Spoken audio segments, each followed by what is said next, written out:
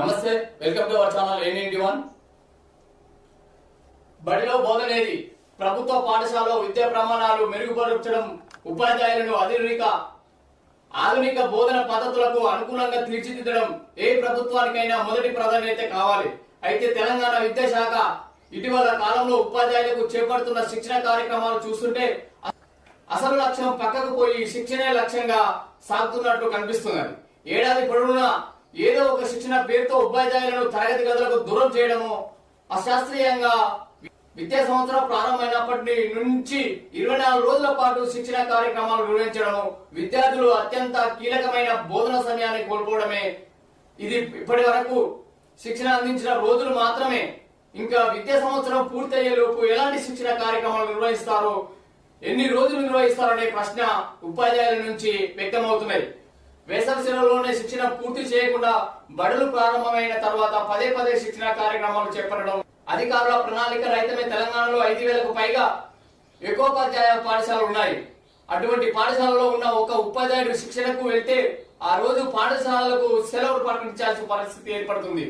ప్రభుత్వ రంగంలో నిపుణులైన రిసోర్స్ పర్సన్స్ ఉన్నప్పటికీ ప్రైవేట్ సంస్థలకు శిక్షణ బాధ్యతలు అప్పగించడంపై ఉపాధ్యాయుల వర్గాలు అనుమానాలు వ్యక్తమవుతున్నాయి. ఇది ప్రభుత్వ విద్యా వ్యవస్థలో ప్రైవేటు సంస్థల జోక్యాన్ని పెంచడమే కాకుండా క్షేత్రస్థాయిలో ప్రభుత్వ ఉపాధ్యాయుల అనుభవాన్ని తక్కువ చేయడమే అవుతుంది. శిక్షణల పేరిట కార్పొరేట్ సంస్థల ముద్రను ప్రభుత్వ పాఠశాలపై వేయడం ఎంతవరకు సహజమని ఉపాధ్యాయ సంఘాలు ప్రశ్నిస్తున్న విద్యాశాఖ అధికారులు పట్టించుకోవడం లేదు. బోధనకు ఆటకంతో పాటు ప్రభుత్వ పాఠశాలలో మనుగడగే ప్రమాదం వచ్చే నిర్ణయాలు విద్యాశాఖ అధికారులు తీసుకోవడం దారుణమని విద్యాశాఖను తన పరిధిలో పెట్టుకున్న సీఎం రేవంత్ రెడ్డి ప్రైవేటు శిక్షణ సంస్థల ప్రమేయం పట్ల ఎందుకు చర్యలు తీసుకోవడం లేదు? విద్యా వ్యవస్థ ప్రశ్న పట్టిపోతుంటే ఎందుకు చోద్యం చూస్తున్నారు అని ఉపాధ్యాయులు విద్యావేత్తలు అనుమానం వ్యక్తం చేస్తున్నారు.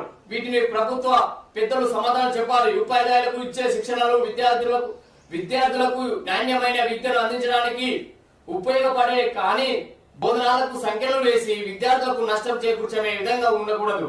ఇప్పటికైనా విద్యాశాఖ అధికారులు క్షేత్రస్థాయిలో ఉండే వాస్తవాలను పరిగణలోకి తీసుకొని ప్రైవేటు సంస్థల ఒప్పందాలను పునరులోంచి సరైన ప్రణాళిక లేని శిక్షణ కార్యక్రమాల నుండి ఉపాధ్యాయులు